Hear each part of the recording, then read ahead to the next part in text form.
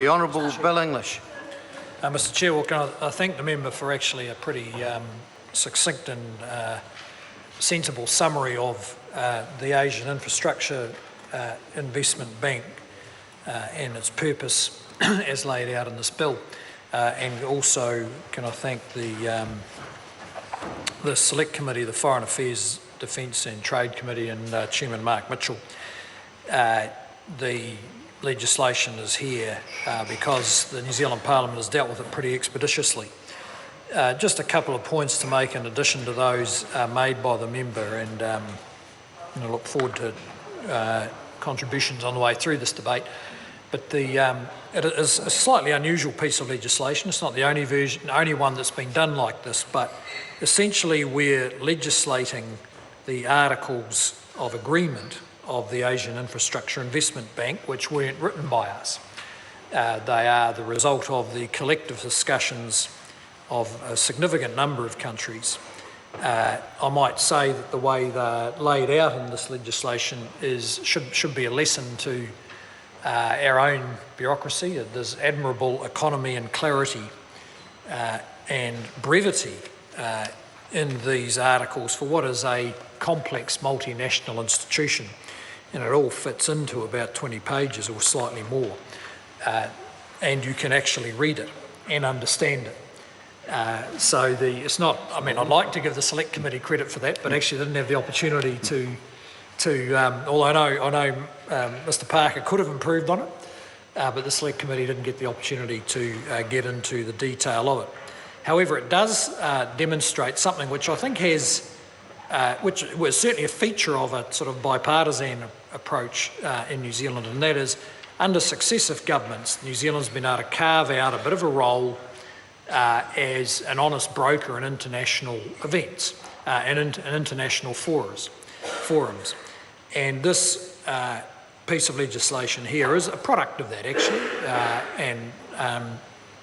because when the original proposal was put forward, there was a great deal of concern and reticence among a number of countries that this bank may be set up in a way which enabled it to expedite the policies of the Chinese government, and that was it.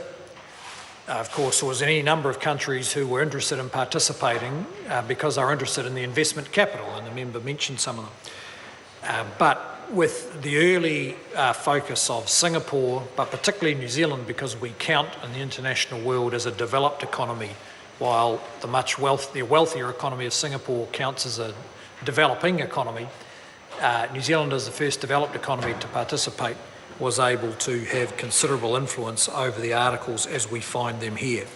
And finally, can I just acknowledge the role of the parties across the Parliament. The speed at which this multilateral institution was proposed and has come into existence is remarkable by any standard. In fact, there probably hasn't been another one like this.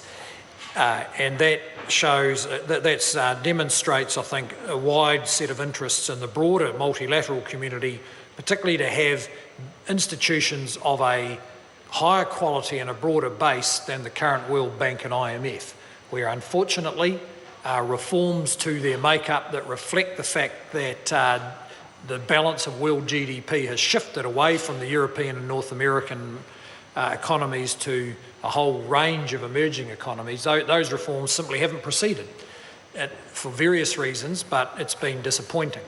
So there has been an interest in the international community in this institution because it can start afresh in the 2010s rather than the 1940s. And the world, of course, is a bit different now. But also, and so I want to acknowledge the fact that the Parliament has seen the virtue of that and has expedited this legislation so that we will meet the deadline of the by the 1st of January this will be in place, and New Zealand will, along with other countries, be able to take up its role in the governorship of this bank. Call the Honourable David Parker. Thank you, Mr Chairman. Can I